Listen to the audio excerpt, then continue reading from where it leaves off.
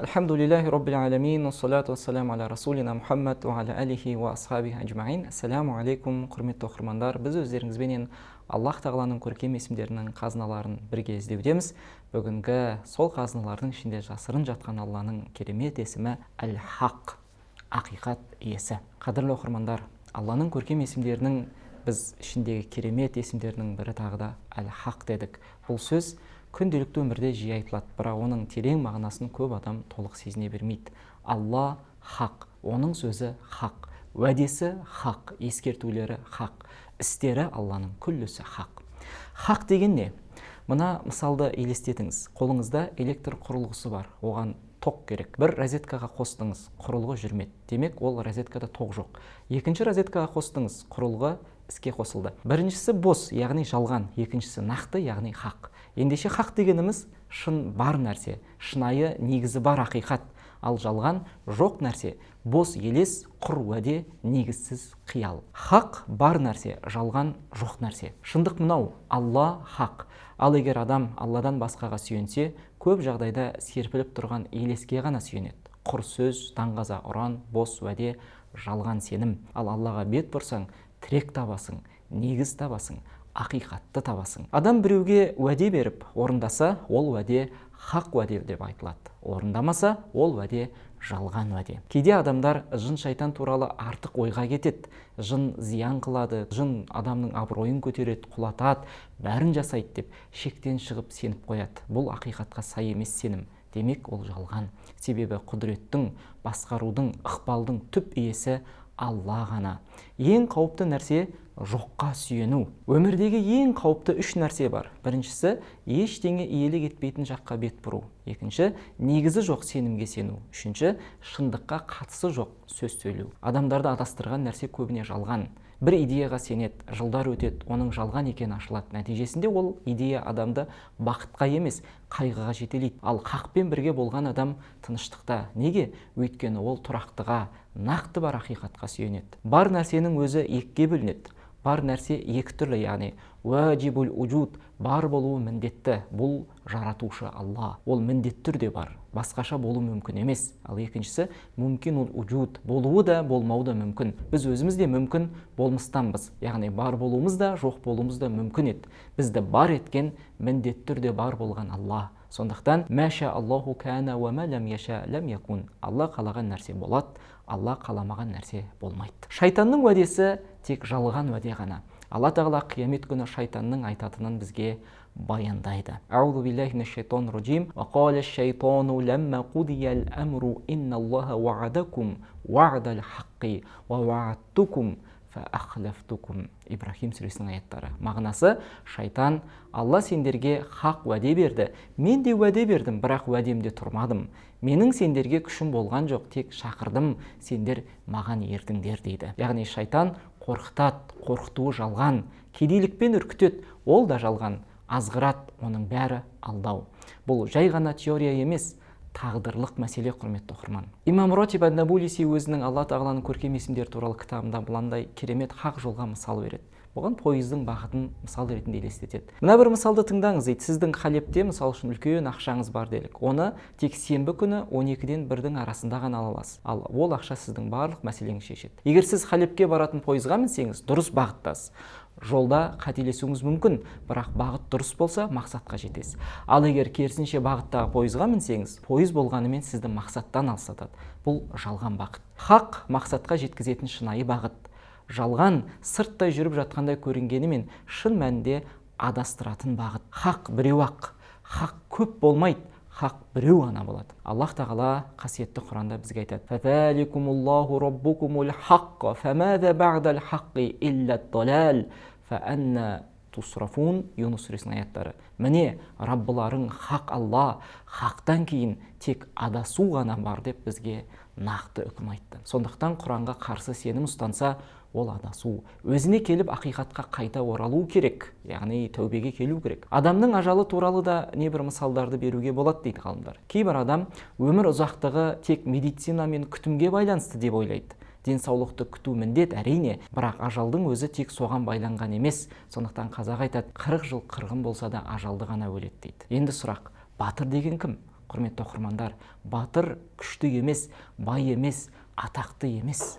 Батыр сенімі ақиқатқа сай адам айтылады. Сөзі ақиқатқа сай адам, ісі Алланың жолына сай адам батыр. Сен күрделі, қымбат құрылғыны алсаң, оның нұсқаулығын дәл орындайсың. Ендеше ең қымбат жаратылыс адам ғой, оның нұсқаулығы Құран мен сүннет. Оқиғаларды қалай түсіндіреміз деген сұрақ туындаса жауап беріп көрейік. Бір оқиғаны әркім әрқалай түсіндіреді. Саяси түсіндіру, экономикалық түсіндіру, халықаралық түсіндіру, ұлттық түсіндіру.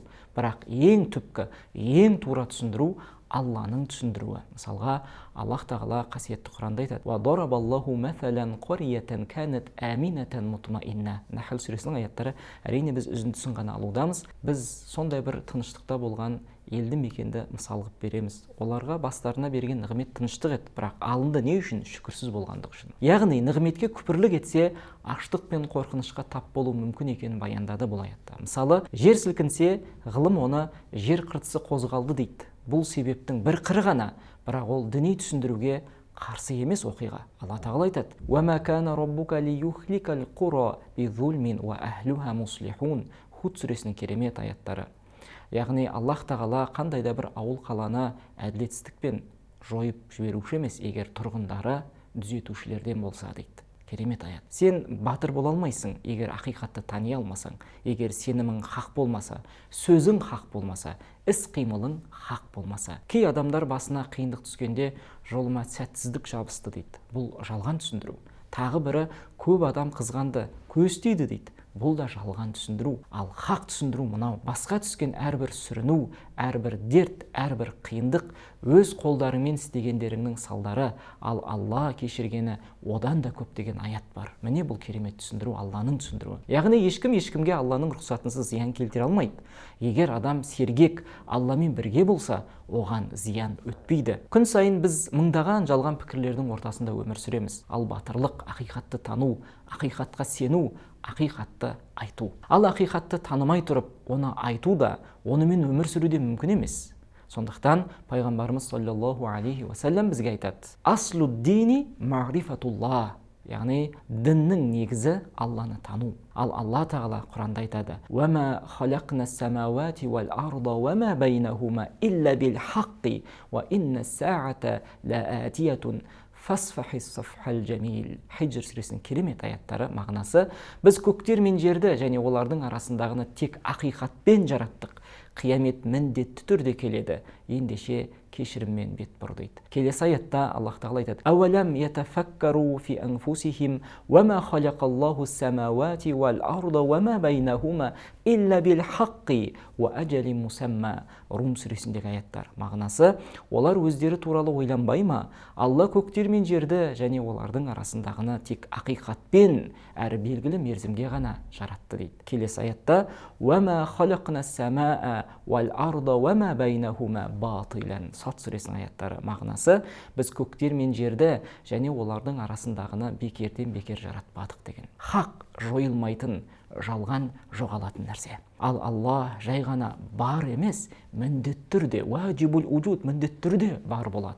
Мәңгі бар, жалғыз және кемел. Егер сен Алланы осылай танысаң, бәрін таныған боласың. Ал егер осыны танымасаң, бәрінен айырылдың. Қараңшы, аятқа назар салыңыз. "Фалаула ин кунтум гойру мадинина таржиунаха ин кунтум садиқин". Уақиға сүресінің аяттары. Егер сендер есепке тартылмаймыз деп ойласаңдар, егер шыншыл болсаңдар, жанды қайтара алмайсыңдар ма? Деп Аллах тағала бізге шақыру тастайды. Жаңбыр жауса, өмір бар. Жаңбыр тоқтаса, тіршілік тоқтайды. Онда біздің бар болуымыз өзімізге тәуелді ме? Жоқ, тәуелді емес. Біз Алланың қалауына тәуелдіміз. Өйткені жаңбырды жаудыратын Алла.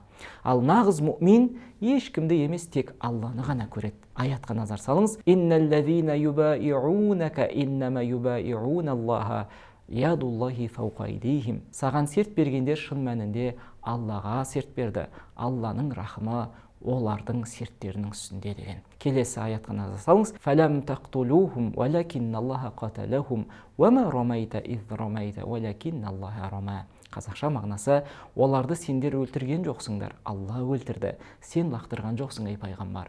Алла лақтырды дейді. Яғни Бәдір шайқасынан кейін керемет осындай аяттар, түсіндірмелер түскен. Және келесі аятқа назар салыңыз. Валиллахи гойбус самауати вал арди ва илейхи юржаул амру куллаху фа'будуху ва таваккал алейхи. Худ сүресінің мағынасы: көктер мен жердің ғайыбы Аллаға тән, барлық іс оған қайтарылады, ендеше оған ғана құлшылық ет және оған ғана тәуекел ет дейді. Және тағы да бір аятта: мә мин даббатин илля ва хуа ахидун бинасиятиха. Худ сүресінің аяттары мағынасы: жер бетінде бірде-бір жаратылыс жоқ, Аллах тағала оның тағдырынан шап бермеген дейді. Яғни ақиқат пен жалғанның арасы мәңгілік тағдыр. Адам кейде былай сұрайды: неге біреу өзі сенбейтін сөзді сөйлейді? Себебі ол Алланы бәрі деп танымаған. Ол Алланы ұлы деп біледі, бірақ адамдарды да сол деңгейде көреді. Пәленше істей алады, түгенше көтереді, тағы біреу түсіреді, пайда да зиян да келтіреді деп ойлайды. Таухидың кеміген сайын жасырын ширк көбейеді. Бұл сенімнің бұзылғандығын білдіреді. Ал хақ таухид дегеніміз әсер етуші де, билеуші де, шешуші де тек Алла екенін көру. Алла тағала Құранда бізге былай дейді: факидуни жамиан сумма ла тунзирун инни таваккалту аля Аллахи робби ва роббакум ма мин даббатин илля хуа ахизун бинасиятиха инна робби аля сирати мустақим. Худ сүресінің аяттары мағынасы: барлығың бірігіп маған айла жасаңдар, маған мұрсат та бермеңдер, мен өзімнің де сендердің де Раббыларың Аллаға тәуекел еттім. Жер бетінде жүрген бірде-бір тіршілік иесі жоқ, Алла оны билігінде ұстамаған. Расында Раббым тура жол үстінде мені ұстаушы дейді. Өзіңе сұрақ қойыңыз: сенімім хақ па? Ой түсінігім хақ па? Іс әрекетім хақ па? Бергенім хақпен бе, әлде жалғанмен бе? Ренжігенім хақпен бе, қуанышым хақпен бе? Хақ үшін ашулану бар, хақ үшін риза болу бар, хақ үшін беру бар, хақ үшін шектеу бар. Егер сен Алланы міндетті түрде бар, мәңгі бар, жалғыз, кемел, одан өзге шын әсер етуші жоқ деп танысаң, онда жүрегің барлық жалған тіректерден үзіледі де тек жаратушыға ғана байланады. Сондықтан бұл мәселе намаз оқып садақа берумен ғана шектелмейді. Бұл хақ пен жалғанның қайсысын таңдадың деген сұраққа соған жауап іздеуге алып келеді. Аллах тағала Юнус сүресінде бізге айтады: «Заликумуллаху раббукумул хаққа, фамаза ба'дал хаққи илля талал, фаанна тусрафун». Мағынасы: міне осы сендердің шынайы Раббыларың Алла, ақиқаттан кейін адасудан басқа не бар? Сонда сендер қайда бұрылып барасыңдар дейді. Кейде адамнан сұрасаң: жәннатқа сенесің бе деп, иә, бәлкім бар шығар дейді. Бұл жалған сенім, бұл әлсіз сенім. Өйткені иман болжам емес, нақты сенім. Тағы біреу айтады: Алла бәрін есептемейді, қатты сұрамайды дейді. Бұл да жалған әлсіз сенім. Алла тағала Құранда бізге айтты емес пе: афаман хаққа алейхи калиматул азаби афа анта тунқиду ман финнар. Зумар сүресінің аяттары мағынасы: азап сөзі бекітілген адамды сен оттан құтқара аласың ба дейді. Яғни тіпті пайғамбар саллаллаху алейхи ва саллям да Алланың үкімін өзгерте алмайды. Ал кейбіреулер пайғамбарымыз барлық күнәһар үмметін жәннатқа кіргізбейінше кірмейді деп ойлайды. Бұл құр үміт, бос қиял. Алла тағала мұндайларды былай сипаттайды Құранда: олар тек жорамалмен өмір сүретіндер. Яғни сіз өзіңізде ешқандай ұсынатын нәрсеңіз болмаса, бос үмітпен өмір сүрмеңіз. Жалған сенім жалған әрекетке апарады. Адам кейде алдайды да: балаларым бар, шығын көп, не істейін дейді. Бұл сөздің түбінде ризықты Алла емес, мен табамын деген сенім жатыр. Бұл жалған. Ал шын сенім мынау: Алла раззақ. Ол қуатты, ол есептеуші. Сондықтан сеніміңді Құранмен тазалауың керек. Пайғамбарлар туралы жалған түсініктер де бар. Кейбіреулер Юсуф пайғамбар туралы аятты дұрыс түсінбей пайғамбарға күйе жағады. Алла тағала Құранда былай деді: «Валақад хаммат бихи ва хамма биха лаула ар-ра'a бурхана рабби кадалика линасрифа анху су вал фахша иннаху мин ибадинас мухласин» дейді. Қазақша мағынасы: ол әйел Юсуфты азғырмақ болды, ал Юсуф Раббысының дәлелін көрмегенде оған жолар еді. Біз одан жамандық пен арсыздықты осылайша алыстаттық, өйткені ол біздің таңдаулы құлдарымыздан деген аяттың мағынасы осылай түсіндіреді. Енді дұрыс түсінік мынау: әйел азғырды, Юсуф кері қайтаруға ниеттенді, бірақ күнә ойы мүлдем болған емес Юсуфта. Бұл хақ тәпсір. Құранды да, хадисті де хақ түсіну керекпіз.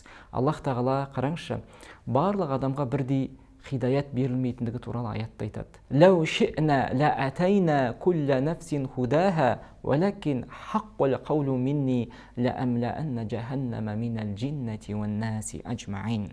Сәжде сүресінің аяттары. Мағынасы: егер қаласақ әрбір жанға тура жол берер едік, бірақ менің сөзім жүзеге асады, жындар мен адамдардан тозақты толтырамын деген дейді. Хадисті де біз дұрыс түсінуіміз керек. Мысалы, Муслимде келген сахих хадис бар. Пайғамбарымыз былай дейді: "Валлази нафси биядихи лау лам тузнибу ла захаба Аллаху бикум ва ла жаа биқаумин юзнибуна фасаястағфируна фаюғфаруллаху лахум" дейді. Жаным қолында болған Аллаға ант етемін, егер сендер күнә жасамайтын болсаңдар, Алла сендерді жойып, күнә жасап, кейін кешірім сұрайтын қауымды әкелер еді де, Алла оларды кешірер еді дейді. Бұл хадис күнә жасауға рұқсат деген сөз емес. Мағынасы хадистің күнәсін сезбейтін жүрек өлі жүрек, осы мағынаны айтуда деген ғұламалар. Пайғамбар саллаллаху алейхи ва саллям былай дейді: "Әл-ғибату ашадду миназ зина". Бұл хадистің мағынасы өсек зинадан да, яғни өсек пен ғайбат зинадан да ауыр дейді. Алла тағала қасиетті Құранда айтады: "Язуннуна биллахи ғойрул хаққи зоннал жахилия". Әл-Имран сүресі мағынасында олар Алла туралы жахилиядағыдай қате ойлайды, яғни білімсіздік кезіндегідей қате ойлайды дейді. Кейбіреулер өтірік әңгіме таратады. Сахабалардың арасында бір сұлу әйел намаз оқыпты, кейбірі артында тұрып рукук пен сәждеде сұлулығын көру үшін ұмтылыпты, енді бірі алдында тұрыпты, содан мына аят түскен дейді. Жоқ, құрметті оқырмандар, әрбір нәрсені хақпен өлшеу керек. Бұл жалған тәпсір. Бұл сахабалардың абыройын аяққа таптау. Ал сахабалар Алланың елшісінің саллаллаху алейхи ва саллям қасында тәрбиеленген ең таңдаулы буын. Олар мұндайға ешқашан бармайды. Аллах тағала қараңызшы Құранда: "Валақад алимна ал-мустақдимина минкум валақад алимна мустахирин". Міне осы аяттың тұсында жаңағындай түсіндірмені жасайды кейбіреулер, өтірік түсіндірме. Ал Аллах тағала бұл аяттың мағынасында былай деген еді: "Расында біз сендердің алға озғандарыңды да, кейін қалғандарыңды да жақсы білеміз". Мұның бұл аяттың сұлу әйел туралы жалған хикаяға еш қатысы жоқ аят. Аяттың мағынасы Алланың толық ілімі, кім алға шықты, кім кейін қалды, бәрі Аллаға мәлім, яғни салихалы амалмен кім озды, салихалы амалда кім қалып қойды, осыны айтуда.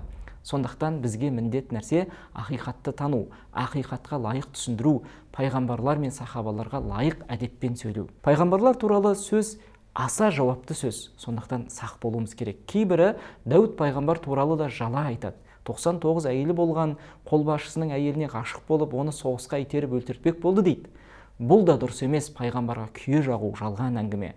Хақ түсінікке жақын мағына мынау: Дәуд алейхиссалам бір сәтке бір істі тыңдауда асығыстық жасап, бір тарапты ғана тыңдап үкім айтып қояды. Бұл Құранның аятында келеді.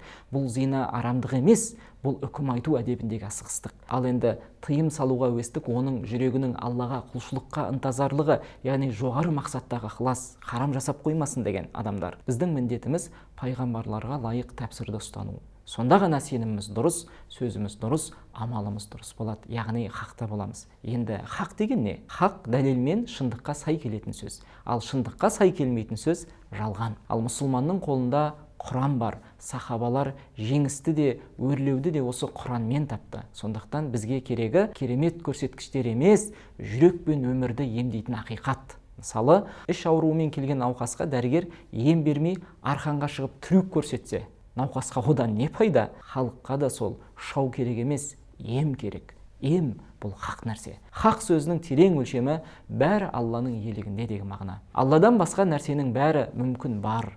Бар болса да Алламен ғана бар. Сақталса да Алламен ғана сақталады. Жойылса да Алланың қалауымен ғана жойылады. Бол десе болады, жойыл десе жойылады. Сондықтан пайғамбар саллаллаху алейхи ва саллям дұғасында айтады: "Аллахумма ана бика ва илайк" деген мағынадағы сөздер айтты дұғасында. Яғни: "Уа Алла, мен сенің күшіңмен ғана тұрмын, саған қайтамын" дейді. Алла тағала бізге мынаны үйретеді Құранда: "Қулиллахумма маликал мульки ту'тил мулька ман таша ва танзи'ул мулька мимман таша ва ту'иззу ман таша ва тузиллу ман таша биядикал хайр иннака ала кулли шайин қадир". Әл-Имран сүресінің керемет аяттары. Мағынасы: айтай пайғамбар, уа патшалықтың иесі Алла, сен билікті қалағаныңа бересің, қалағаныңнан аласың, қалағаныңды лұқтайсың, қалағаныңды қор етесің, бар жақсылық сенің қолыңда, сен әр нәрсеге құдіреттісің дейді. Осы аятты жүрекпен түсінсең, сен бәрін мен ұстап тұрмын деп күпірлік ойға бармайсың.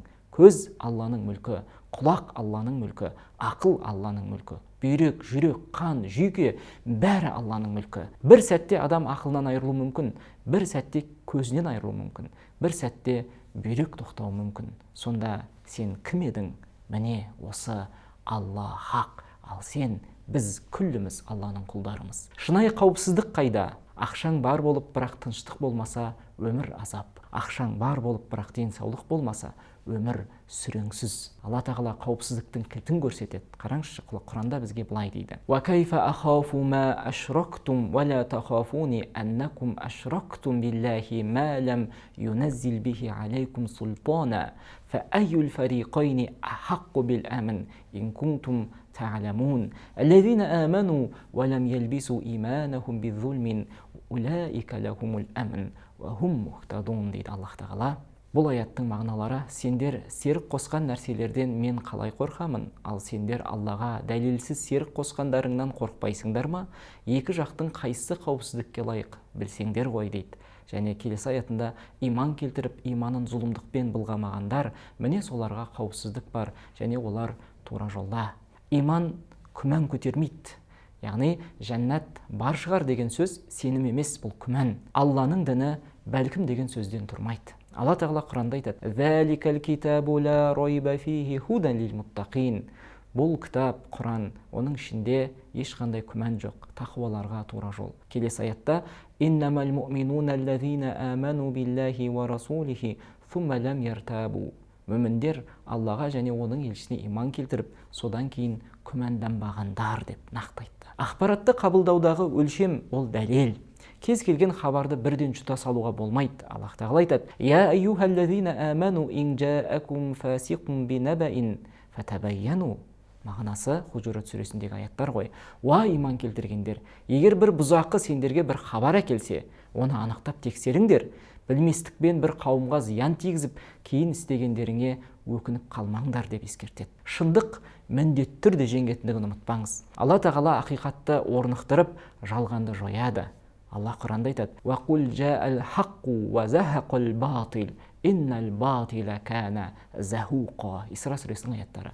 Айт, ей пайғамбар, ақиқат келді, жалған жойылды, расында жалған жойылғыш нәрсе деп айт деген. Мінекей, құрметті оқырмандарым, біз өздеріңізбенен Аллах тағаланың керемет көркем есімдерінің ішінде жасырын жатқан қазыналарының бірі Әл-Хақ есімі. Осы есімнің Алла білімін, нұрын жүректерімізге құйсын. Бұл біліммен айналаңызбен бөлісіңіз, олар да Алласын танысын.